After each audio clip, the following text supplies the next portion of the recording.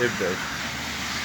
الحمد لله رب العالمين، والصلاة والسلام على أشرف المرسلين سيدنا محمد بن عبد الله. المطر ينزل بشدة من السماء، المطر ينزل على مصر خيرا وبركة وطهرا وبركة من الله تعالى ورحمات من الله تعالى. النبي صلى الله عليه وسلم علمنا سنن لما ينزل المطر دوت. النبي كان يخرج صلى الله عليه وسلم فيبل جزء من ملابسه الشريفة في الماء، واحنا خرجنا بلينا نفسنا شوية بالماء سنة عن النبي صلى الله عليه وسلم. وقالوا يا رسول الله لما تفعل هذا؟ فقال إنه حديث عهد بالسماء، يعني فيه طهر.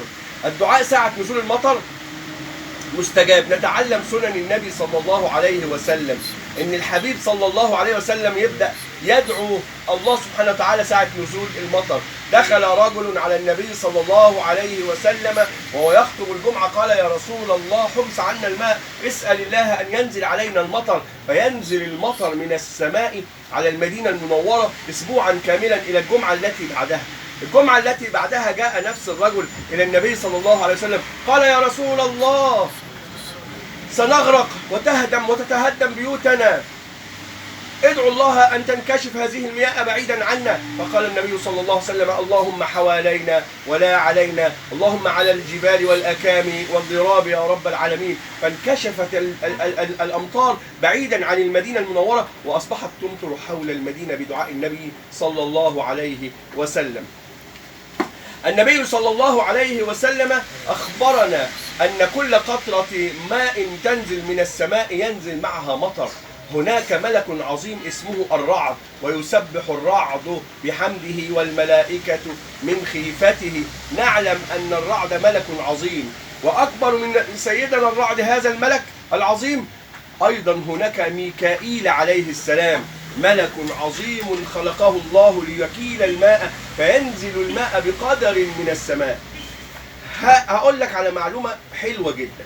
انت تعرف ان المطره لما بتنزل من السماء ما بتنزلش نقطة فوق نقطة، بتنزل نقطة جنب نقطة.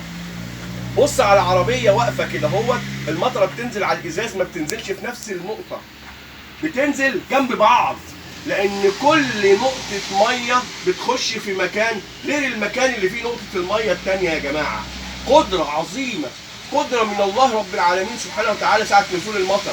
فاحنا ساعة نزول المطر ندعو الله، وأنا داعي، والنهارده الجمعة وساعة الاستجابة ونحن ننتظر صلاة العصر. في مكان هذا نسأل الله، الحمد لله والصلاة والسلام على سيدنا محمد بن عبد الله. اللهم إنا نسألك يا رب العالمين أن تسترنا ولا تفضحنا، اكرمنا ولا تهنا، اعطنا ولا تحرمنا، يسر امورنا، اشرح صدورنا، ارحم امواتنا، بارك لنا في ارزاقنا، حسن اخلاقنا. نسالك اللهم ان تسترنا بسترك الجميل الذي سترت به نفسك، يا من انزلت المطر يا رب العالمين من السماء لتروي به الارض. اروي قلوبنا يا رب العالمين بالفرح بذكرك، بشرنا بالخير يا رب العالمين. اصلح حالنا، اصلح حالنا، دبر امرنا، فوضنا الامر اليك فدبر لنا الامر، فانا لا نحسن تدبير الامور يا رب العالمين. يا رب نسالك ولا نسال احد سواك، ليس لنا رب سواك نساله، ليس لنا اله غيرك نعبده.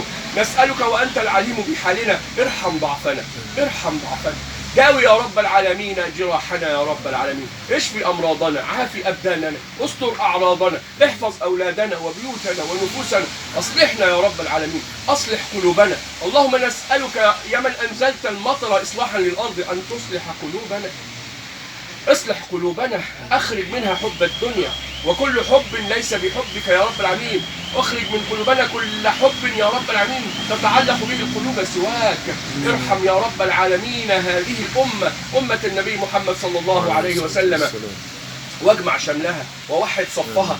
اللهم انصر الاسلام واعز المسلمين وارفع رايه الحق خفاقه في العالمين.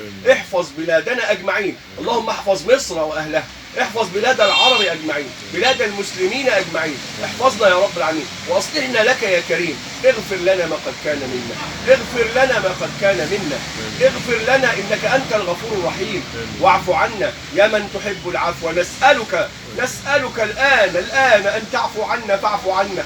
اكتب كتابنا اليوم عندك في من أعتقته من النار. لا تعذبنا بالنار يا رب العالمين. لا تعذب أيدينا التي ارتفعت إليك تسألك يا رب العالمين من فضلك بالنار. لا تعذب لساننا الذي يذكرك بالنار. لا تعذب عيوننا التي تنظر في المصحف وفي آياتك يا رب العالمين بالنار. لا تعذب آذاننا التي تسمع القرآن والأذكار يا رب العالمين بالنار. لا تحرق أجسادنا التي صامت وطافت بالنار.